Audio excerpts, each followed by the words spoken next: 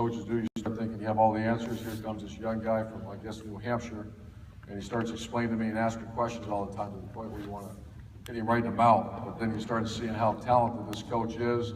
I have a chance to go to Bowling Green, hire him immediately as our quarterback coach. And a great story that this is back before the spread offense was really spread offense. It was kind of an idea. And you hear the names like Rich Rodriguez and Kevin Wilson was big into it at the time. And the guy that doesn't get much credit is Bill Snyder, the guy at Kansas State's a guy that I really personally spent a lot of time with is putting this offense together. Probably one of the greatest memories that we'll ever have, Danny and I, will be sitting in old stadium every time it rained. We had to put a garbage can in different places because the facility was so old. The average attendance was about 2,200 at Bowling Green. And we sat there, and I took my first head coaching job at 36 years old, Dan Mellon, myself, Coach Hevesy, Billy Gonzalez also on the staff. And we sat around, another young man by the name of Greg Brandon, and we started from scratch. How do we put together the huddle? How do we make blocking terms? And it hasn't changed much. You know, I went back and just over the years, it's I think my 14th year now as head coach. In 2001, we had great success and all the way through. But that's the reason I'm here. Is because Dan asked me to come down and share some thoughts with you. Before I talk, I want to make sure, and I've always been that guy, when I hear and I see Dak over there and I see coaches get up after a good year and start telling about the reasons they win, I warn our coaches all the time that there's a reason why we won. Because we have great players and they play great. And a lot of times I'll see coaches kind of look like fools up there and says, well, I gave this great pregame speech against whomever. And I wonder if deep in their soul if they really believe that's why they won. Or it was this great call on 4th down and 2 against Michigan State, and I wonder deep in their soul, because they can't, because they're going to make that same call a couple of years later with a very average player, and guess what that's going to look like? Not real good. So as a disclaimer, before I get going here, I want to make sure that I'm never going to take anything away from our players. The reason Dan asked me to come down here and speak at this clinic is I got really good players. I mean, like really good. That tailback stuff, so bitches he good. I got 3 quarterbacks that are outstanding players. So I think we all, and this is my chance to always pump up our players. That the Ohio State University won a national championship. It's 8th. It's the 3rd one that I've been a part of. And the one common denominator of all those 3 teams, we had great, great players. Now, what I am going to share with you, in my opinion, why these players play great. Because losing's when you lose a game, I'll tell you a little bit about the journey. Let me get started first. Just a quick little have fun with my career. Started off at Ohio State as a 21-year-old GA. Went on to Illinois State for $6,000 a year. And that's where I got engaged to get married. And I checked on a potential prenup for me and my wife. I was making $6,000, didn't have a nickel. And so we didn't need the prenup and moved on. Went from Illinois State to Colorado State. And that was my first exposure to big-time college football. And so we go out on the road recruiting. They couldn't afford to send us back and forth. So I go out. It would not be uncommon to be gone for 5 weeks recruiting. You start recruiting December and you go all the way until February. Spring recruiting, you're gone 4 or 5 weeks at a time. We couldn't come back. And I was having we were having kids at the time, and I had 2 little girls. And I'm gone for about 5 weeks. And I come home one time and it was lightning or something like that. You know, a kid's going to dive in bed with you in the middle of the night. And I get up to go take a shower in the morning, and all of a sudden I hear my little girl say, "Mommy, is that Daddy?" I turn around, she said, "Damn right that's Daddy." I kind of would ruin the mood if she says, "Is that Uncle Jim again?" So from Colorado State, then I got the phone call. It was Lou Holtz, and that was a big career boost, and Coach Holtz hired me, and we had a lot of success. We went with Lou Holtz, then he left, and a guy named Bob Davey took over. Lou Holtz and Earl Bruce are my 2 mentors. I was 36 years old, and it was kind of ironic. They both started talking and said, you know, it's about time. Go look at some head coaching opportunities. And I wasn't quite sure I wanted to. And Bowling Green opened up. They called Coach Bruce and Coach Holtz, because they're both from Ohio, and they recommended me. We met in Fort Wayne. I didn't really want to do it. My wife kept telling me she wanted to move south and wanted to move west. If you know Bowling Green, Ohio, it's not south, it's not west. And interviewed, they offered me the job. I was kind of shocked. I loved Notre Dame where I was at, and so I decided to turn it down. I had to make 2 hard phone calls. I called Lou Holtz and Earl Bruce. Earl Bruce cussed me out and said, you should take the job. And I made the next call to Lou Holtz, and he said, why are you not taking it? I said, I don't think it's a good job. He says, well, of course it's not. If it's a good job, you think they call you? So I took the job. So I went to Bowling Green. Then I went to Utah, and I was with Danny, Billy, and John Clark here as well, and we arguably one of the most incredible places in America. I didn't realize that going out there. I call it the melting pot of America. You have Mormon, you have non-Mormon. You have black, you have white, you have Hispanic, and you have this incredible culture called the Polynesians that had no idea, never really coached a Polynesian. And so we get out there and we start winning big. And we go, I think, 22-2. Our first year, we win the first championship in 60 years at Utah, and we go play in the Liberty Bowl. And I'm sitting there with this young man, actually from Hattiesburg, Mississippi, Southern Miss we played. Great football player, never forget him. And we're having one of those banquets together. We have their players and our players all together. And I'm sitting there talking to this young guy, and we're having a good time. Great player, Will linebacker. You can tell the hard Southern accent. And one by one, our Polynesian kids are walking by. They're big and dark hair, dark eye, dark skin, you know, and they're walking by. I mean, just giants. And he looks over at me and goes, "Coach, I have never seen so many big Puerto Ricans in my entire life." And I looked at him and I spit Coca-Cola all over the place. I said, "What are you saying? Puerto Ricans?" I said, No, those are Polynesians. And he looks at me real confused. I said, "No, Polynesians." And, I go, "Like Samoan, Tongan?" And he's like, I said, "Those are some big-ass Puerto Ricans we have on our team." And then from Utah, I went to Florida. We had a great run in Florida. You know, the one quick story from Florida was I just remember I'm from Ohio, and you like to think you're a tough guy from Ohio. And they said, "Coach, how do you plan on doing 2 days? It's real hot down here." I said, "Bullshit, we'll be fine." You got tough out the heat, you'll be all right. I had no idea. It was so hot. And so about 10 days into it, we're hitting about 2 weeks straight of 112, 110 heat index. People are falling out. Coach, I feel like falling out. I'm not doing anything. And so I walk out the practice field one day, and I look and they say, "So-and-so wants to come." He's from up north, and he's thinking of quitting. He's waiting by your office. I'm like, "Okay." So I go walk up. He's a walk on, and I said, "How's it going?" I can see he's like, he looks like he saw a ghost or something. I said, "What's going on, man?" And he said, "Coach, I can't take it more." I go, "Come on my office." I said, "You'll be fine. We have about 10 days left of training camp, then it's only one a day practice. You'll be fine." He goes, "Coach, you don't get it." I go, "What?" He goes, "It's so hot here." I go, "I know, you'll be fine. One more week and ride." And then his lower lip starts shaking and his sweat started coming out. He goes, "Coach, you understand?" I go, "What?" He goes, "I think I saw the devil today on the practice field." I'm like, and he's not kidding. I get up, I give him a big hug. I said, "You got to go. You really saw the devil." From there, we went to Ohio State, and that's where I'm from. It's my home state. It's a dream to be able to give back to a state that's given me so much, and so I'm honored to be there. So our quick journey, we go 12-0 with a group of players. I've always believed in leadership. I'm embarrassed to say that I never really taught leadership. Leadership to coaches quite often is a quote or a read this book, tell me what you think. Here's a great quote, which I used to be in quotes. I'm not in quotes anymore. Quotes don't mean a whole lot to me. Maybe you'll have a quick video of Kobe Bryant talk about leadership and move on. And I'm embarrassed to say I did that for many, many years. Maybe it worked a little bit, maybe it didn't. I've always said for many years at a place like Ohio State that you can recruit well. You should win 6 or 7 games. If you get a little discipline in your program, you can probably start pushing 8 or 9.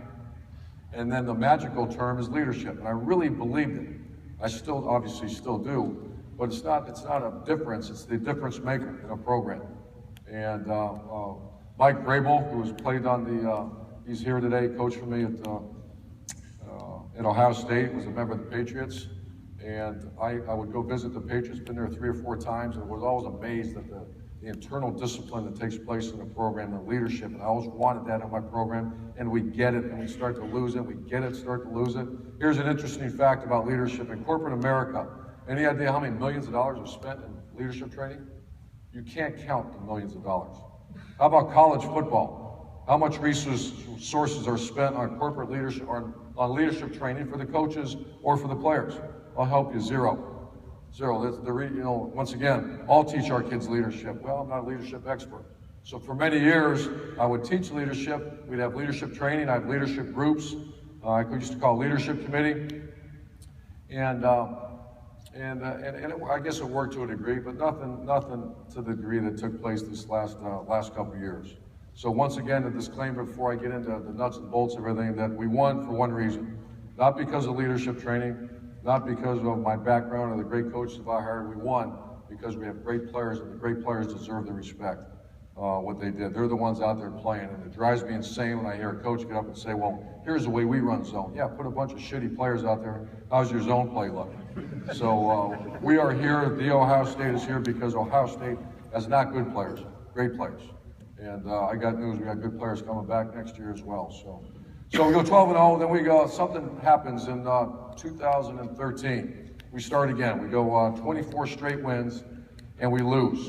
And the bottom falls out at Ohio State. We lose to Michigan State. We're getting ready. We're down 17-0. We come up, we fight back. Our kids fight. We go 24-17, and we're not good enough. The best team that day won. I have a lot of respect for Michigan State. Our chance to go play Florida State in the Rose Bowl for the national championship, gone. What happened? Completely devastated. Had a hard time. Everybody did, rallying back from that. We go on to play in the Orange Bowl. We lost to Clemson, to another team that was better than us. Certainly better than us today, and then when I evaluated, they were better than us. So I went on a mission, and if you lose a game, Starkville, Mississippi, Columbus, Ohio, the average fan, the average person will blame the coach, right? And then they'll start blaming players. And you as a leader, you can't start blaming players. In my opinion, you can't blame. I've never fired a coach. I don't believe in that. I believe in, most coaches will tell you it's pretty difficult to play there, or coach in our staff, because you know what? If you don't recruit, your guys don't play well, really tough experience for you. If your guys play really well and you recruit your ass off, it's a great place. I'll pay the hell out of you, and it's a great place to work. But you also have to know that there's safety in our program. I'm not one of those coaches that would say, you know what, you guys didn't play very good, get out of here. You're fired. Never done that. I don't believe in that. And so we had a difficult, our defense finished, I want to say, 102nd in the country in defense. And I love our coaches. I love they're good people. They're good quality people. What's the problem? And then I started, as I always have, I really studied a lot of our United States military. And then we had something happen. Marcus Luttrell, the lone survivor, came in and spoke to us. And he made a comment and started talking about our players about it, about leadership, and I'm going to get to it here in a minute. And then he made a comment started talking about this clarity of purpose. And I read his book once, Lone Survivor, and I went back on page 15 in the top right. I was reading it again last summer, or it might have been summer before. I was reading it, but it says right in the top as you're reading through it, it said the clarity of purpose is inspirational. Now you're an elite trained warrior. No one's trained better than the Navy SEAL. No, that's it, right? I'd like to think if they said in college football, no one's trained better than your Ohio State Buckeyes. So in our own little world, you're an elite warrior. So think about that. I would imagine Dan Mullen, the team that made it all the way #1 in America, I would be disappointed if Dak Prescott didn't say, I'm the highest trained quarterback in America. So you're dealing with not normal beings. Everybody get where I'm at? If you run a high school program and you do a good job, those kids better believe they're the best trained players in America. So they're elite. They're different. They're different than the guy walking down the street. No disrespect to the guy walking down the street, but you're an elite trained. You're an elite warrior. Am I saying you're a SEAL? I didn't say that. But you're dealing with elite trained warriors. And here's what my theory is, and I believe it from the bottom of my heart and soul right now. Think if you're an elite trained warrior, like a Navy SEAL, and your job is this: go in, take the house, but you know what? Maybe don't take the house because of politics. Don't, you know what? We're going to put you in, but don't shoot unless you're shot upon first. Or all the different things that Marcus Luttrell was telling our staff and telling me, that the limitation, it's like you're going to go, I'm not, but imagine this guy, the highest trained human being alive, Marcus Luttrell, or a Navy SEAL. And then, by the way, I'm going to put your left arm behind your back, I'm going to go put you in a battle. How does that make you feel? What if you're an Ohio State Buckeye, a guy that gets trained by the best strength staff in America? I'd like to think the best coaching staff in America. And yet the unit leaders or the head coach isn't clear what the goal is. We're not giving you a clarity of purpose. Are you inspired still? Let me go back to the Navy SEAL. All right, here's the job, Navy SEALs. Come on, SEAL Team 6, come here. You go in and you beat the mess out of whatever's in its way, and you win at all costs. That's inspiration. That's coming from me. That's coming from Navy SEALs, the one that I spoke to when I read this book. And so my objective, I kept going back to why did we lose those games? We have good players, we have good coaches. So I thought as I'm the CEO of the program, I wasn't clear on our purpose, what we're trying to get done. I have these elite warriors out here getting ready to do whatever we ask to do. Are all of them? I didn't say all of them, but the guys stepping on the field are elite warriors. And my whole message to our coaching staff, and that I make sure I dive into, is make sure there's clarity of purpose. And I wasn't clear. I have been since. Here's the objective. Here's my dream. Every coach, I want to go win a national championship. I think it's kind of cool, but that's certainly not my dream. My dream, we have 9 units within our program. We have the corners, safeties, D-line, linebackers. On defense, you have the quarterbacks, running backs, tight ends, offensive line, and wide receivers. You have 9 units on the team. If you can take care of your unit, your 9 coaches that we pay good money to, that are highly trained, elite coaches, then my job is to make sure the purpose is very clear. If I go into a game as the head coach at Ohio State and my units are operating at max, all 9 are going, I think we win every game we'll ever play at Ohio State. It's been true so far. We've lost 3 games in 3 years. The 3 games we lost, we went into a game 6 units, 6 out of 9. So think about it for a second. Remember I just told you about the Navy SEAL going into battle with one arm behind his back?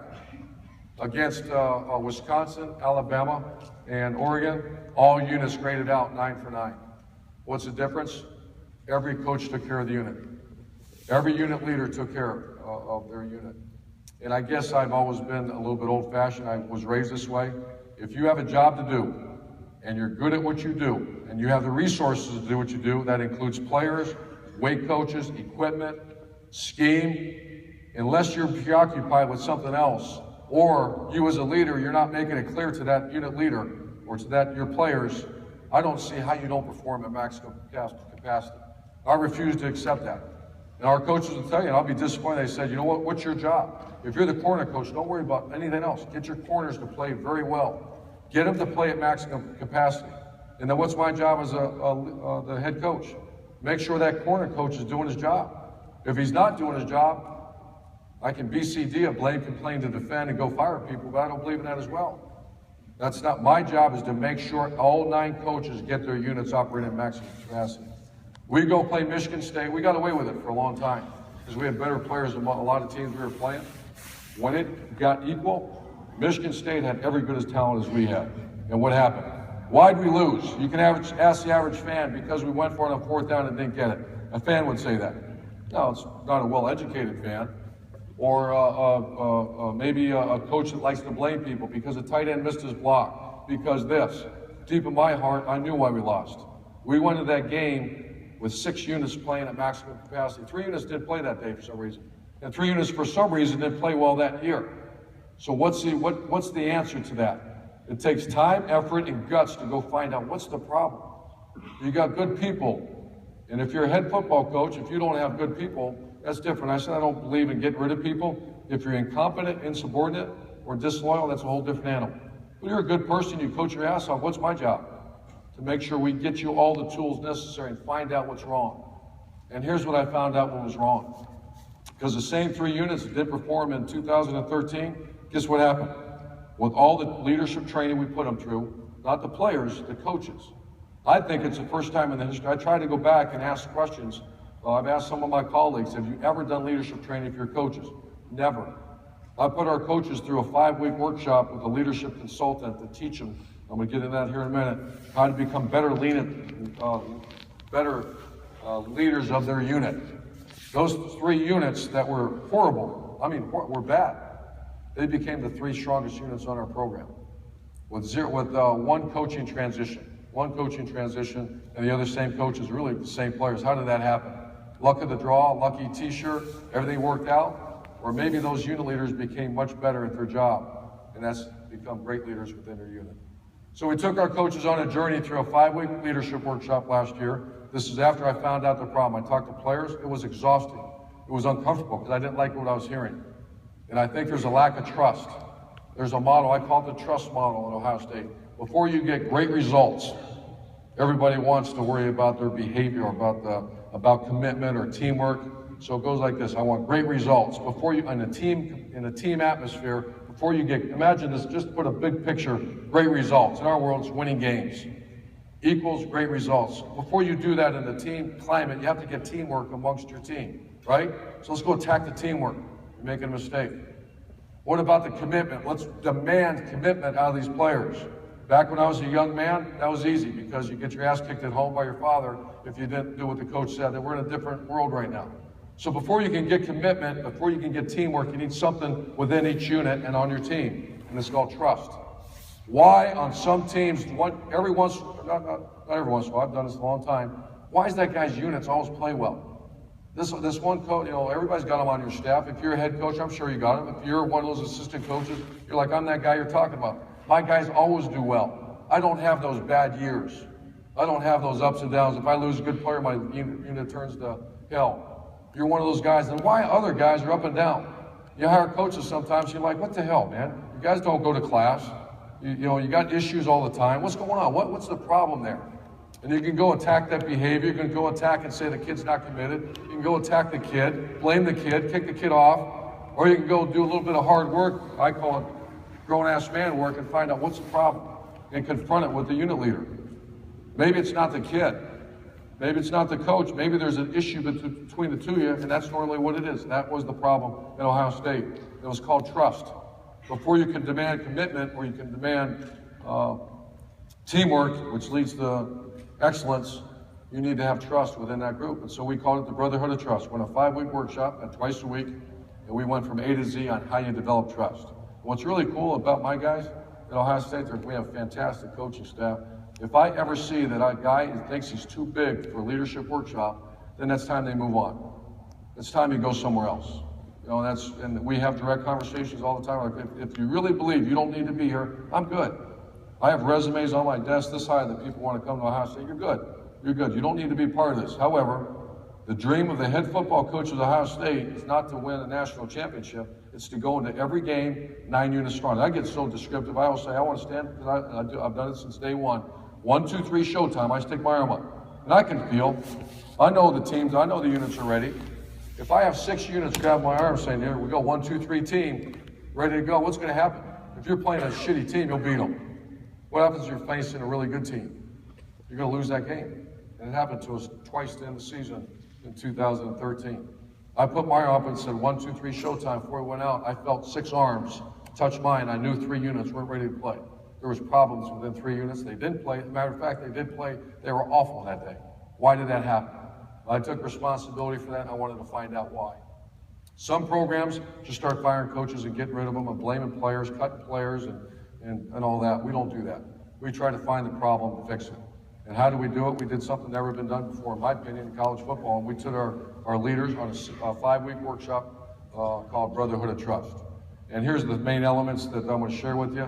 Before you can develop trust, or how you develop trust, there's 3 things that have to happen between you and that person. If you're the leader, for you to get them to trust you, this has to happen. Everybody's got their own ways of doing it too. At the end of the day, also, I tell our coaches this all the time. In your job description, a lot like being a parent, under job description, it never says be their friend. And some people sometimes take that the wrong way. Same thing with our coaching staff. I don't, to be quite honest with you, I'm 50 years old. I don't need many more 50-year-old friends. I'm good. I'm good. You know what I need? I need 9 guys. The athletic director and president of Ohio State said, you better compete for championships every year. And if I want to do it with a bunch of 9 friends, then I'll go do that. I don't need 9 friends. What I'm looking for is 9 of the best leaders in America to lead the Ohio State Buckeyes on the field. Same thing to the leader. I tell the unit leaders, and sometimes you get young coaches and they try to be friends with players. The same thing, I have a 24-year-old, a 22-year-old, and a 16. I mean, it's great that we get along, but at the end of the day, when your job says parent, what's your job description? Be their friend? No, that's why God made you a parent, to lead them, direct them, and make sure they're going to be ready from when it's time to be ready. Not many people understand that. Certainly in college football, I see, and I used to, I was that way. When I was a young coach, man, I got to get these guys to like me, have fun, and all this. Wait a minute now. What's your job description? And I go back to the clarity of purpose, and I keep getting that on my coaches. Wait a minute now. Don't worry about make sure they're going to class. If they don't go to class, they're better be held to pay. Or I'm going to take over your unit, and that's a problem. So, the first thing, part of trust. Notice it's not just be friends or whatever. The first part is you have to be a person of character or you have no chance. And I thought when I was going through the workshop myself, I said, hey, I don't cheat on taxes, I don't cheat on my wife, I'm a pretty good guy, I'm okay. Character, and he looked at me and goes, what are you talking about? Because that has nothing to do with character. We're talking about how do you develop trust between you and 18, 19, 20-year-olds. And here's what he said. It's a repeated experience of you doing the right thing all the time. It's not what you're perceived or what your intentions are, it's what your behavior is. So, and I try to watch that. I used to have bad language all the time. I still lose that sometimes, but if I'm insulting kids, that kid might lose trust in me because it thinks maybe I'm a person not of character. So I want you to do amazing things on the football field for me. You have to trust me. If you don't believe I'm a man of character, we have no shot. It's not going to happen. And what is character again? Repeated experiences of you doing the right thing over and over again, and the kid, the person, witnesses you doing that. That's why I always encourage my coaches to have their families come to practice and their wives. And I want our players to see this raving lunatic is a man of character. He adores his wife, he adores his children, he's a good person. Because if he can get through that first part, that's a man of character, that's a good person. Over repeated experiences of watching him do this, I have a chance to trust him. The second thing is competency. That's, once again, repeated experiences, not your intentions, but repeated experiences of that kid watching you do your job well over and over again. Matter of fact, is Coach O'Brien here? Coach O'Brien, he was here. I think he was going to speak later on. I didn't even tell him I was going to use this. I was driving to work last year, and I was listening, I think, Mike in the morning. I'm driving to work, and all of a sudden, Bill O'Brien gets on. And Coach O'Brien for the Houston Texans. He's talking about his time coaching Tom Brady. And what he said was profound. He said, how would you like to be the coach of Tom Brady? How much time and effort do you put into going in and getting ready for that meeting? You're coaching the freaking best football players who've ever played a game. And I actually almost pulled the car over, and I'm like, holy shit, think about this. I run the special teams at Ohio State. I'm not always like I'm coaching Tom Brady. Imagine if I had to, I'm going to be prepared for that damn meeting, right? So you don't lower your performance to what you're coaching. You always, and I challenge our guys all the time, you're coaching Tom Brady today. Your ass better be ready. And if I walk in your meeting and you're not ready, I got a problem with that. You're supposed to be the best of the best. If that kid sees you unprepared for meeting, what's his level of opinion of you of your competency as a coach? And you wonder why that guy won't play for you. You wonder why your unit's not doing very well. How are your tip sheets every day? Matter of fact, let me see your tip sheets. What's going on? I'll walk in and meet, what's going in today? And that shit better be right on. Because you're getting ready to walk in and teach who? Tom Brady. And Tom Brady knows as much football more than you, so you better be right on it. So going back and just kind of bringing this all together.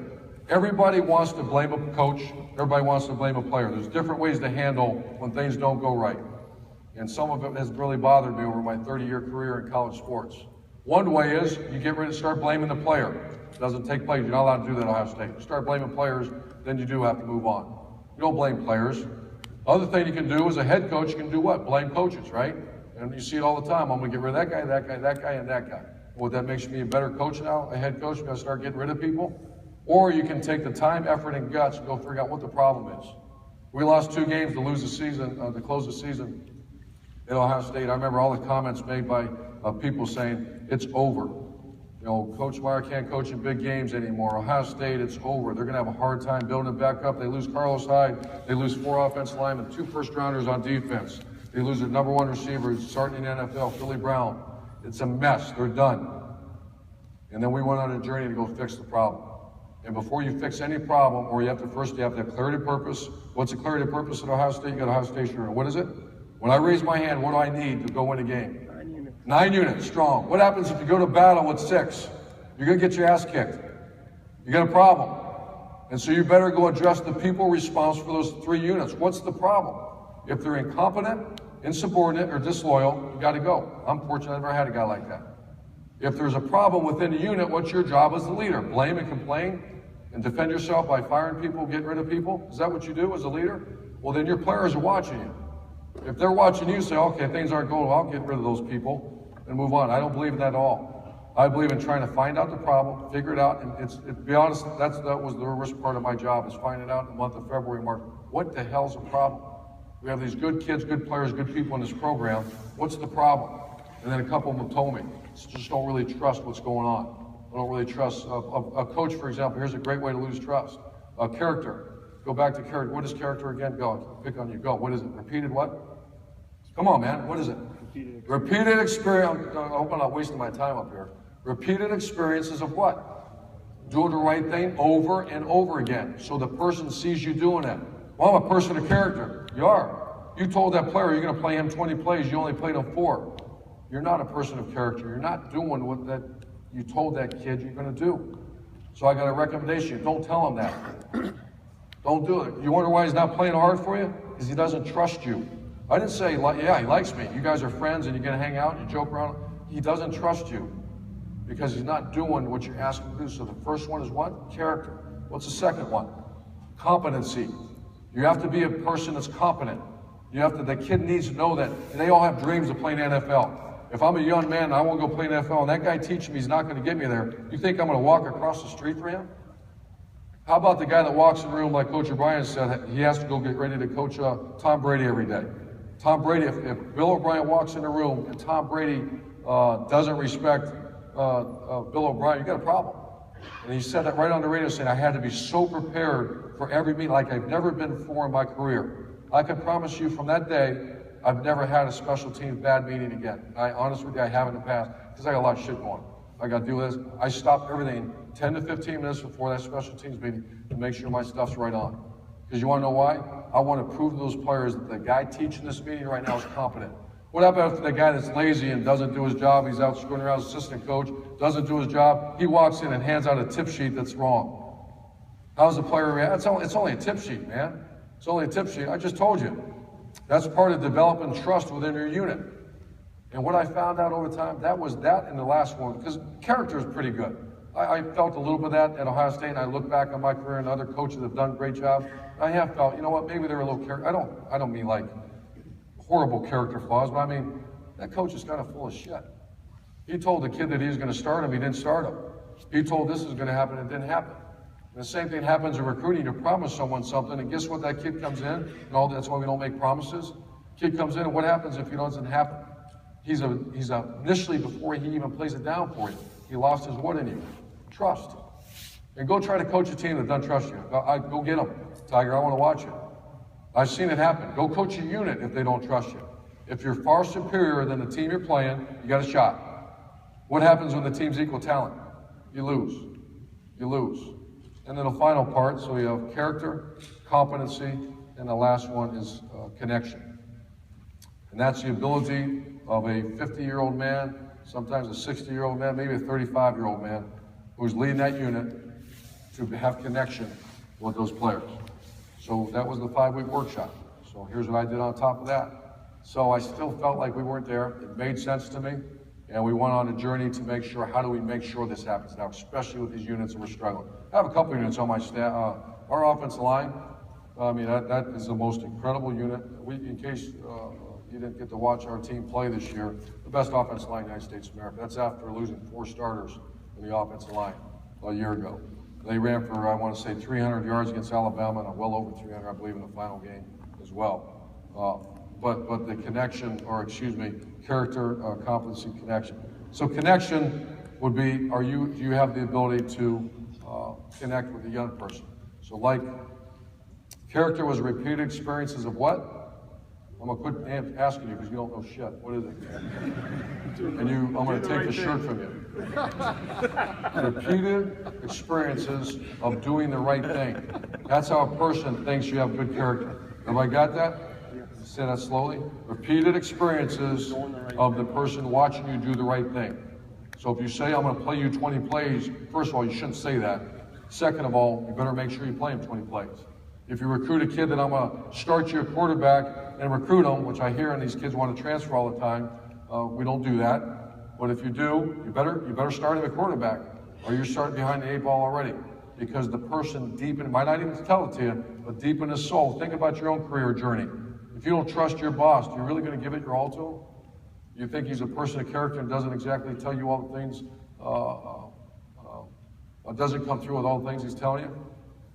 Second thing is being a competent person. And what's competency? I'm not going to ask you anymore. Any idea what competency is? Repeated experiences of show him you can do your job. Repeated experiences of watching you do your job well. What example did I give you? Coach O'Brien coaching Tom Brady. The only chance Tom Brady has to respect Coach O'Brien, I can guarantee it's not to be buddies, because I know Tom O'Brien and I know Coach O'Brien, know Tom Brady. I've watched him work. Tom Brady's worried about one thing, being the best quarterback in America, in the NFL. He doesn't care if he's friends or not. He wants the best coach teaching him. So competency. You tell me a player that doesn't want that. I want to meet that player that really doesn't care who's teaching him, if the guy's competent or incompetent. So repeated experiences, him watching you, that's not bad to go back in the archives and show. I always tell our coaches all the time, when I walk in your room, Luke Fickell is a great coach. Great coach. And I walk in his office at Ohio State. He's got A.J. Hawk, James Laurinaitis, Bobby Carpenter, Anthony Schlegel, as good a linebacker, Ryan Shazier, as good a linebackers as ever done, ever played, really in the Big Ten, and really, some would argue, in college football. And I've made them put fat heads all over the walls, so when that kid comes in, that young linebacker, Raekwon McMillan, what's he see when Coach Fickell's talking to him? A.J. Hawk, James Laurinaitis. What's that kid start to believe in that coach talking? That guy knows what the hell he's doing. Look at who he's coached. So now you're working on the minds of these 18-year-olds. I want this 18-year-old to play his ass off. Well, good luck if he doesn't think you're competent. And then the final part is connection. And connection is repeated experiences of showing you care about the player. I didn't say repeated experiences about hanging out with them, having a beer with them, and being nice to them. I didn't say that. Repeated experiences of showing you care. How do you care? I'm going to help you set up your resume for life after football. I'm going to check on your mom and dad when they come into town. I'm going to make sure you're going to class. Matter of fact, when you come in during the day, I'm not just going to talk football. Let's get your sociology paper out or your business paper out, and let's go through it. Let's go through your time management skills. Matter of fact, at Ohio State, we buy you an iPad when you come in. I'm making our coaches now, that every player has to have a 5-year plan, 10-year plan, a shadow experience. They have to do a shadow experience in the month of May. That means in corporate America, which is very close to the Ohio State campus, every player is going to have a shadow opportunity that the position coach has to set up. I'm doing that for 2 reasons. Why? Come on, get your minds working. Why would I do that? Number one, it's the right thing to do. It's the right thing to do, but I'm helping that coach get what? Connection. I want that coach to connect. If the kid walks in every day, okay, in cover 2, you do this. After a while, that 18 is going to say, yeah, no shit. No shit. In cover 2, I hold the curl and all that, right? But does that coach really care about me? You haven't done one thing to help me, man.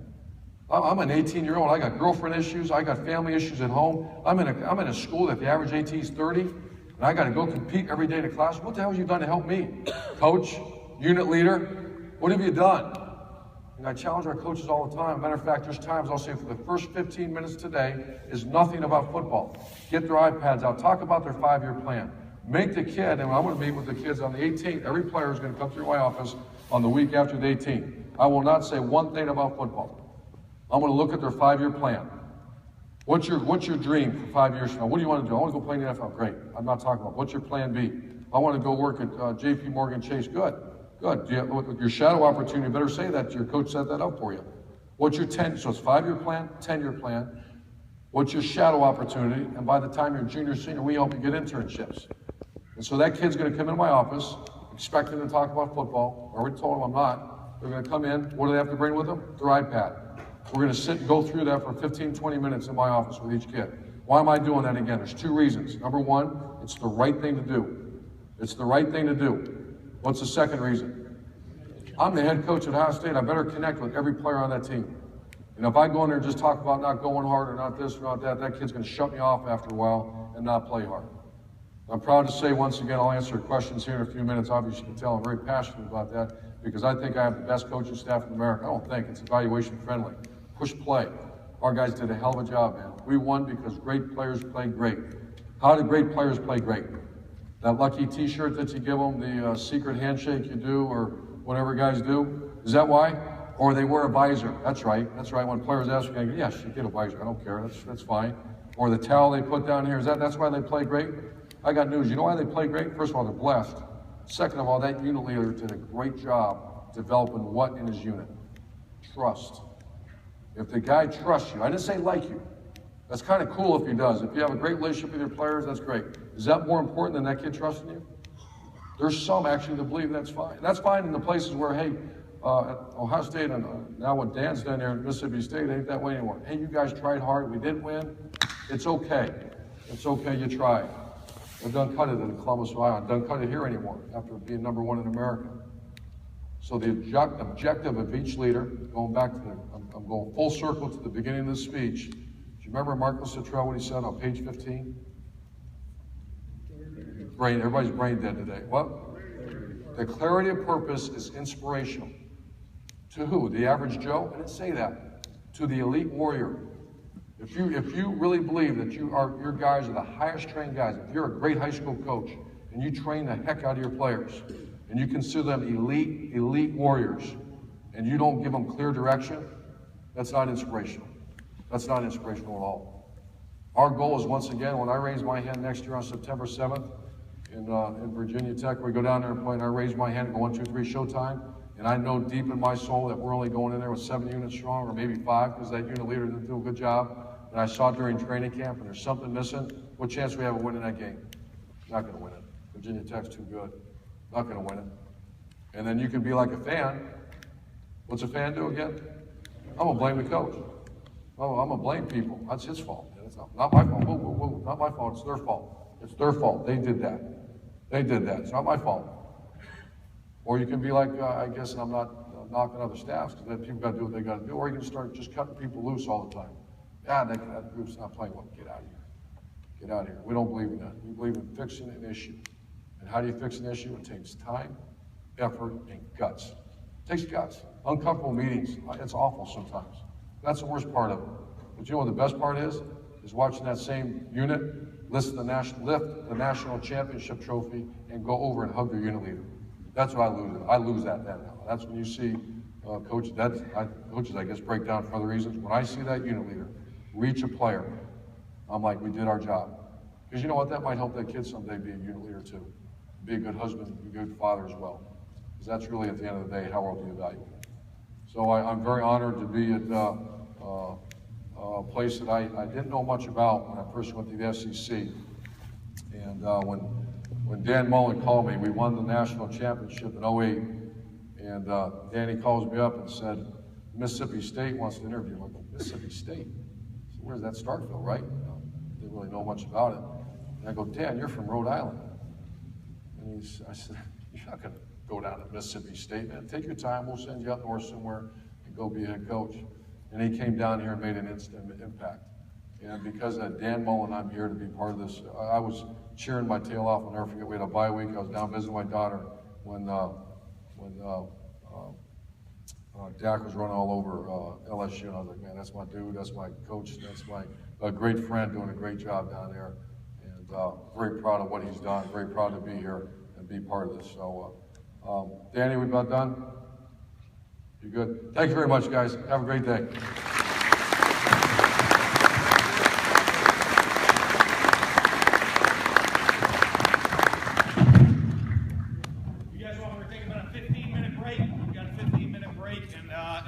Coach O'Brien's going to be up here next.